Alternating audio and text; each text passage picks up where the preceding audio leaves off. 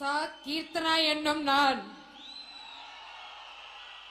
சட்டப்படி அமைக்கப்பெற்ற இந்திய அரசியல் அமைப்பின் பால் உண்மையான நம்பிக்கையும் மாறா பற்றும் கொண்டிருப்பேன் என்றும் இந்திய நாட்டின் ஒப்பில்லாத முழு முதல் ஆட்சியையும் ஒருமையையும் நிலைநிறுத்துவேன் என்றும் தமிழ்நாட்டு அரசின் அமைச்சராக உண்மையாகவும் உளச்சான்றின்படியும் என் கடமைகளை நிறைவேற்றுவேன் என்றும் அரசியலமைப்பிற்கும் சட்டத்திற்கும் இணங்க அச்சமும் ஒரு தலை சார்பும் இன்றி விருப்பு வெறுப்பை விலக்கி பலதரப்பட்ட மக்கள் அனைவருக்கும் நேர்மையானதை செய்வேன் என்று ஆண்டவன் மீது ஆணையிட்டு உறுதிமொழிகிறேன்.